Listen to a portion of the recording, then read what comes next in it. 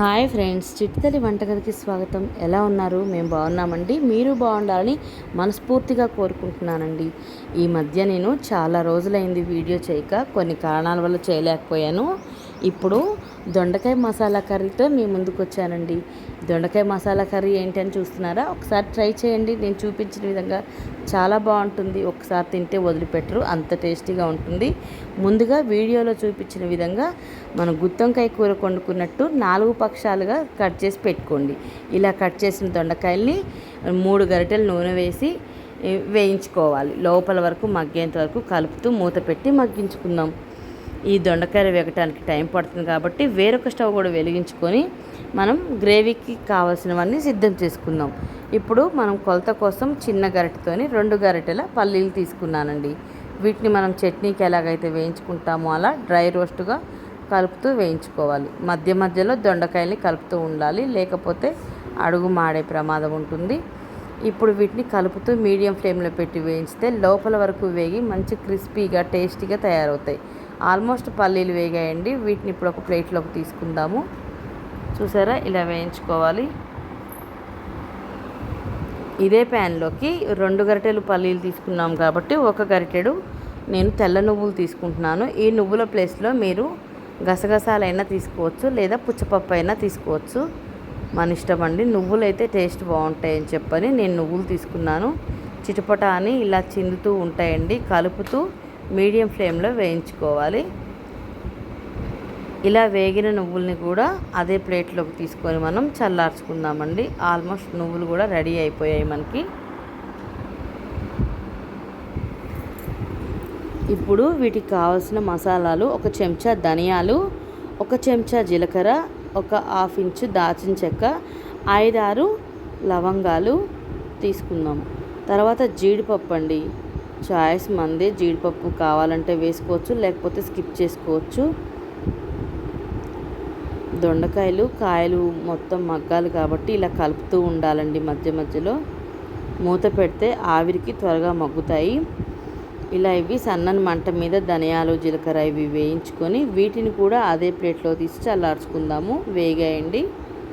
ఇప్పుడు జీడిపప్పు కొద్దిగానే వేసానని ఇంకొక 5-6 పలుకులు వేసాను. అలాగే ఒక 3 యాలకులు, 1 చెంచాన్నర ఎండు కొబ్బరి పొడి వేసాను. ఎండు కొబ్బరి పొడి ప్లేస్లో మీరు కొబ్బరి అయినా వేసుకోవచ్చు, లేదా పచ్చి కొబ్బరి ఉంటే వేసుకోవచ్చు. వీటిని మెత్తటి పేస్ట్లా చేసుకోవాలండి. అలాగే 4-5 టమాటాలు కూడా ముక్కలుగా కట్ చేసి పేస్ట్ చేసుకుంటున్నాను. ఒక పెద్ద ఉల్లిపాయని సన్నగా తరిగి పెట్టుకున్నానండి. దొండకాయలు మనకి రెడీ అయ్యాయి. అలాగే ఈ పల్లీలు ఇవి పేస్ట్ చేసుకుందాం. ఇప్పుడు దొండకాయలు వేగిపోయాయి. వీటిని ఒక ప్లేట్లో తీసుకొని ఇప్పుడు అదే నూనెలోకి చెంచాడు ఆవాలు అలాగే కొద్దిగంత జీలకర్ర వేసుకోవాలి.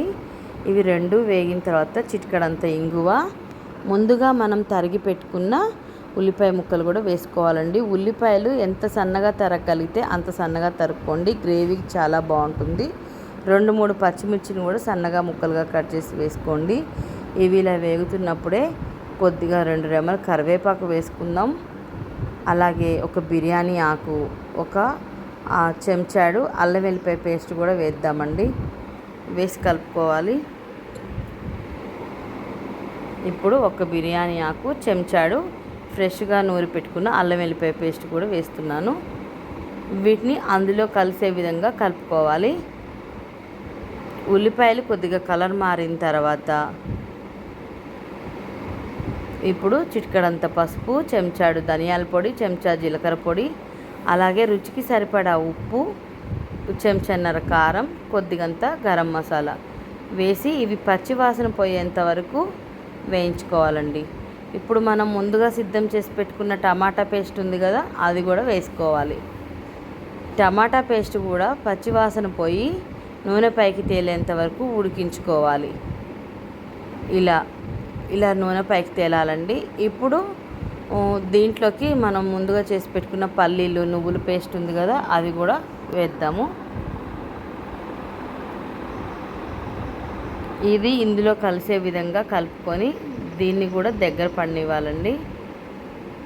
ఎప్పుడైనా మనకి పేస్ట్ మంచిగా మగ్గి రెడీ అయింది అని తెలియడానికి నూనె సపరేట్ అవుతుంది కళాయి నుంచి, అప్పుడు మనం కనుక్కోవచ్చు. ఇందులోకి గ్రేవీకి సరిపడా వాటర్ పోసుకోవాలి ఇప్పుడు.